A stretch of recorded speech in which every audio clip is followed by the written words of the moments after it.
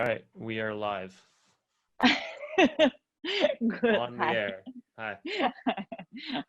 like, like put on entirely fake personality now.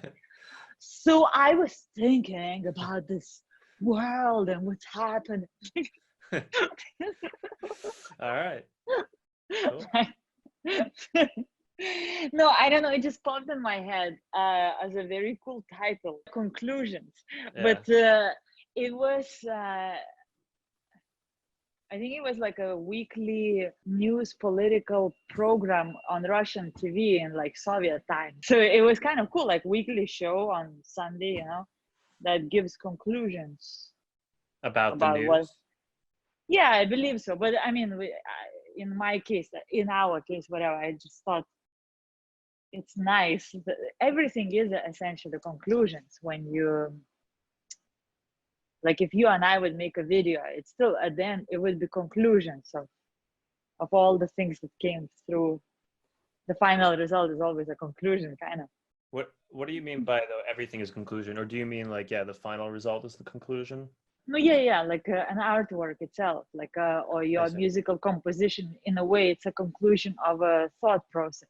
Yeah, that makes sense. Yeah.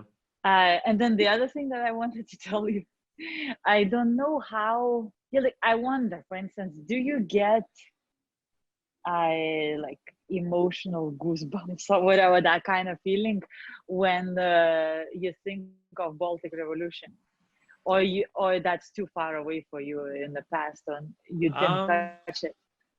No. No. I don't.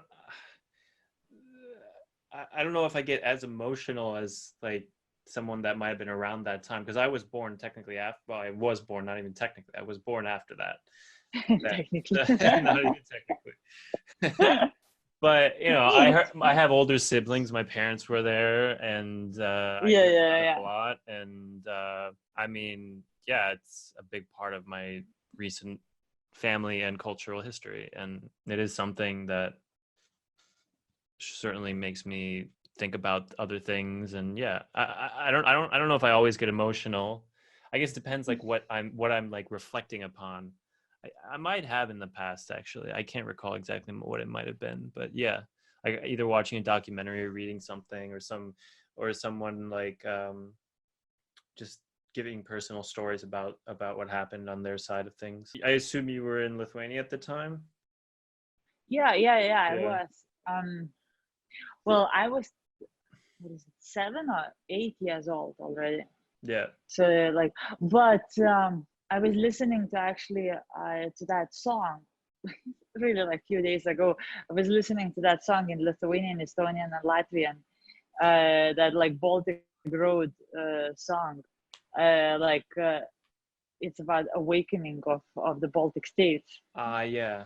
I Do can't you remember. remember that song? I don't know. I don't. Because yeah, like I think What's the name of it? Can you send me the title or? Baltic Road, I imagine it will be called. And then the thing is that they used to play the song on the radio on loop all the Mm-hmm. time, and I was little, and I took a lot of the text really literal, and it Mm. was really, and I think the text said something like, uh, once you woke up, you should also get up, or like whatever. Like we woke up, let's like sort of get up, like let's move on. And I Yeah. always thought it's like it's such a good tip. Like if you woke up, you shouldn't lay in bed. Like Yeah. you should, Usually. like as a child, I always thought it really just was like encouraging song to get out of bed. Interesting. Yeah. It's like a literal. Yeah. Well, you will hear it. It's like the beauty of it is that it's like the same verse that repeats, and it's like I think it starts like Estonian, Latvian, Lithuanian, the same Yeah. thing. And then I'm sure they played that song when everyone were holding hands. Right. Because I was so young when this whole thing happened, I imagine that everyone who is like my generation, well, like we have this injection of revolution in us. Mm. So like whenever I see any like protests, parades, revolutionary movements, Mm. anyone moving towards like freedom their rights. Mm. I feel I have like a genetic predisposition to Mm. like get emotional about it. Mm. And the thing is that the base of it is always that same song, like that Oh, same interesting. like Baltic Revolution song in my head, you know. Interesting. And I think like to me it's so funny that uh I don't remember to which one of the marches or whatever, like women's march or one of those. I went out with a boombox and I was just playing the Baltic Oh, Revolution song. recently. Yeah, Awesome. because I was like, essentially the algorithm is the same, you know. That's why I think like I have that kind of chip in my system. I'm like, Mm. revolution, yes, like we're gonna do it. Yeah. and and then I thought it's so funny because also this project, you know, it's about the universal language of zeros and ones. Oh, right. Yeah. Yeah. And then I was thinking, wow, so there is that universal language of zeros and ones. Also, there is a universal language of revolution, Right. you know, of like strive for freedom. I think that's why we have that myth or like a strive for unified language, right? Like Right. the language of Communication. or like Babel, like Babel, whatever, Babel. You Mm-hmm. know, that kind of like that myth that supposedly all of the people spoke the same language and then they broke and like whatever.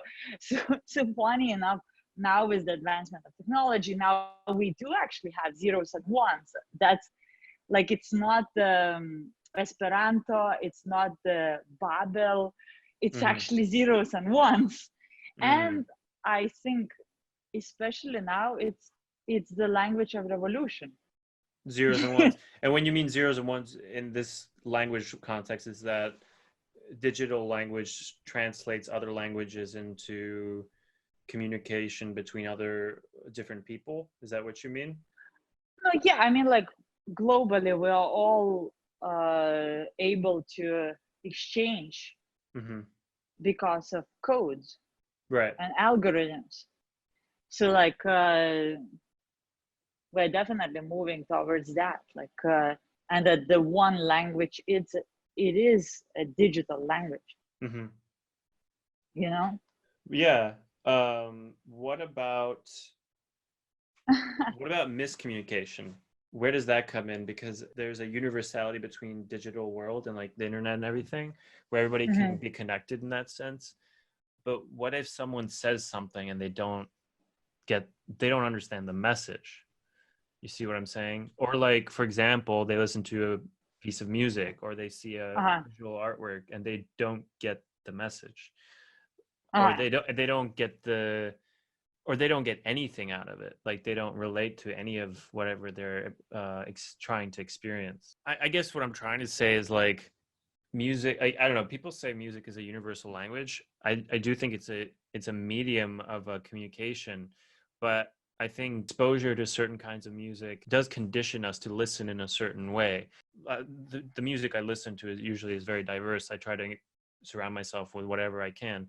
I guess Mm-hmm. I guess music to me, and I think it also applies to a lot of other genres of art or mediums of art, that they're just multiple languages within the medium. So music is actually really multiple languages, and many of them are related. I guess what I'm trying to get at is, I guess, yeah, where does the universal communication end? Like, what's the extent, or like, how far can it go? Hmm.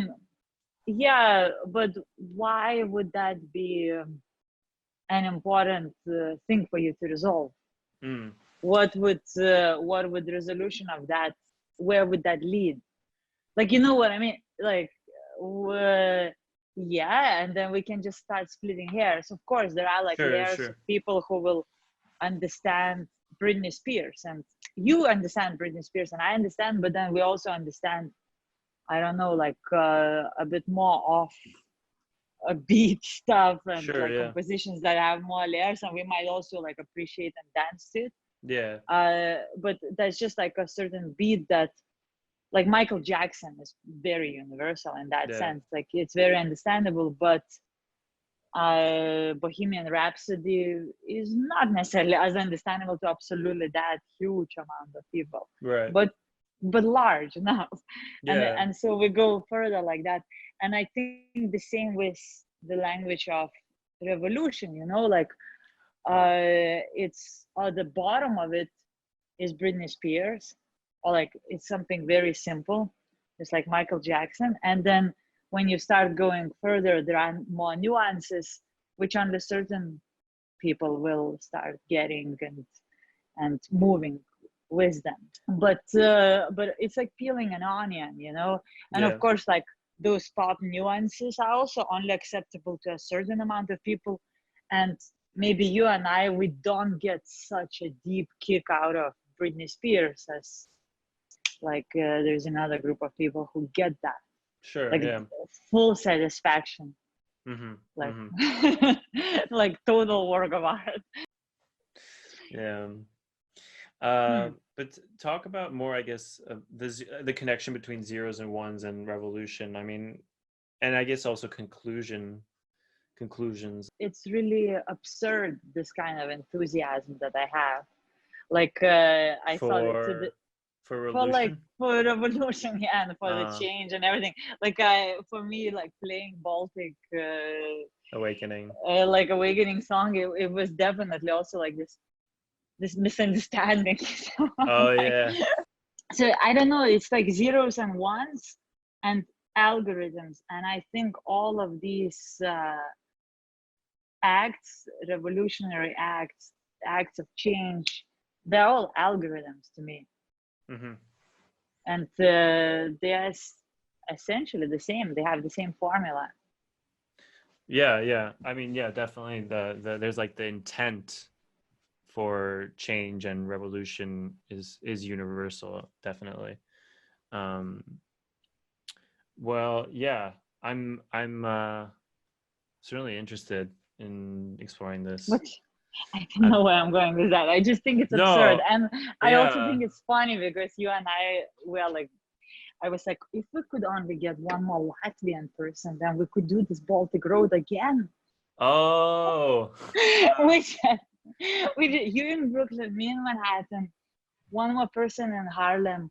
yeah, yeah.